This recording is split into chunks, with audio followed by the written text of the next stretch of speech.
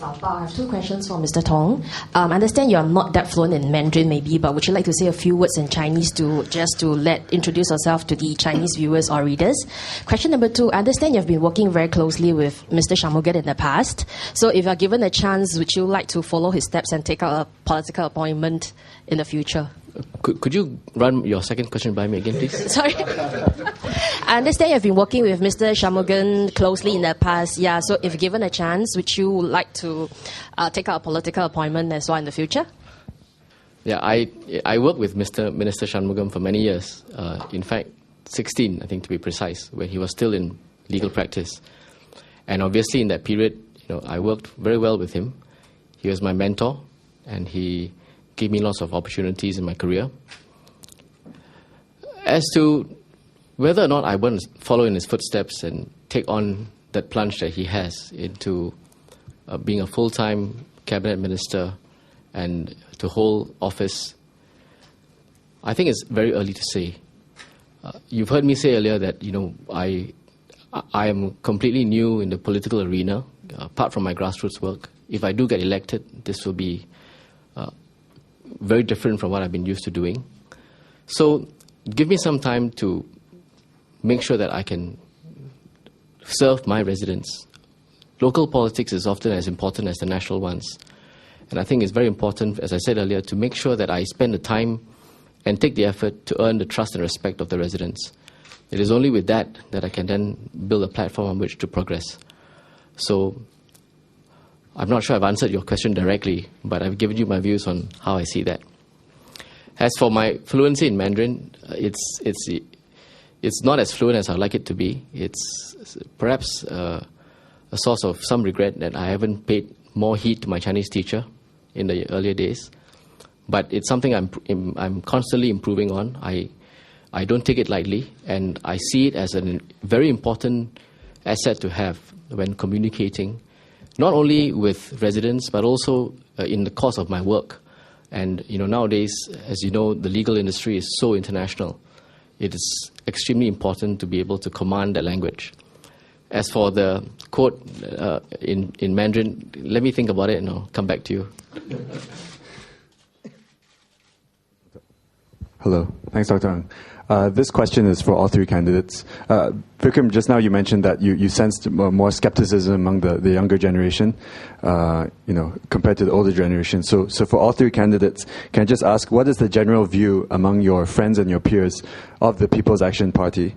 And, is there, when they hear that you are joining the People's Action Party, the PAP, is there criticism, of you for joining the winning side?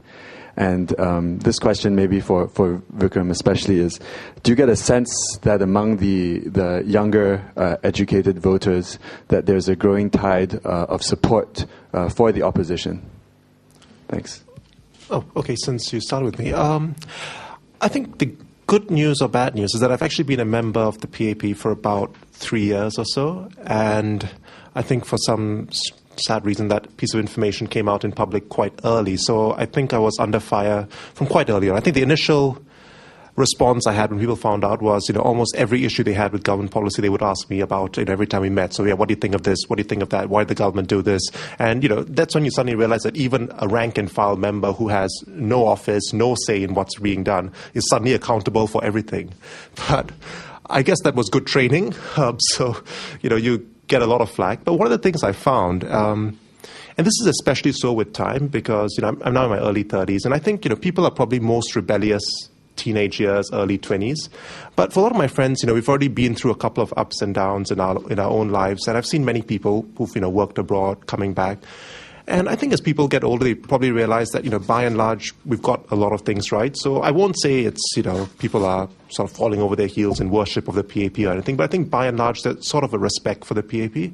I mean, I don't know which way they'll vote, but I hope they'll vote for us. And I think certainly the friends I've talked to, they may not agree with me on everything, but I think most of them would think we're on the right track. Yeah. When it was first known that I might be a candidate, I had many emails, SMSs from my friends about their lives. They asked me when it would be their turn. They ask me, why is it that the bus takes such a long time to get from place A to place B? Why is it that the transport, the MRT is so expensive?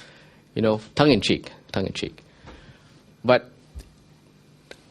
you know, I sense that there is a diversity in reaction between the younger generation, and by that I mean maybe 35 and below. And sadly, I'm not in that generation. But they have, I think, a greater desire for options. They, as you know, a lot of them, as I said earlier, reflect their views on the blogs, on the websites. And I think what they're really looking for is, can the opposition, can the alternative government, if there's one, offer me something that is viable? And I think that's what they're looking out for. And if there is alternative opposition or opposition that can provide an alternative that's viable, then I think that's something that they should consider. So that they're looking for that and testing the boundaries. But when you talk to the older generation, 35, 40 and above, I think with that experience, they realize that there has been stability. That has not come about overnight. The infrastructure that's been built up by the PAP government has been solid, has been strong. And I think these people realize that with housing, with education, with children at stake, I think it's very important to have a stable government. And to that extent, I see that diversity of views.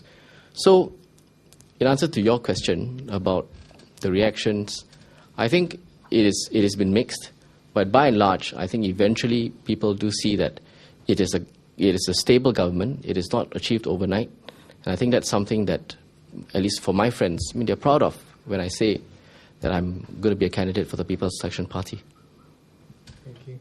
Well, I've got three types of responses. The first group was, whoa, well done, way to go. We'll be there to support you, and generally supportive.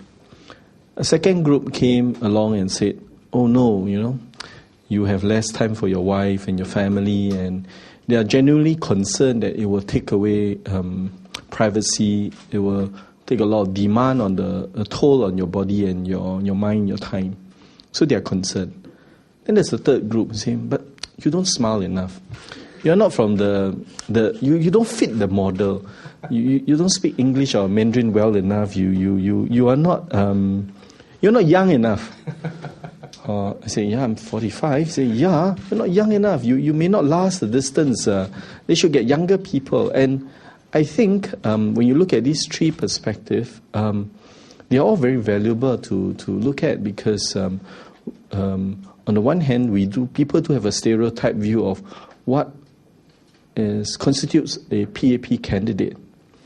Do they need to be from a model school, model background, with a very well-paved career path that they had trod before, and moving ahead, things will get even better? On the other hand, there is really genuine concern about new candidates not knowing what they're getting themselves into, and they may have a desire to want to serve and want to be prepared to give off time and resources and energy, and people want to come alongside to give their moral support, and some in terms of their resources and their time. So it's been gratifying to get those different type of responses.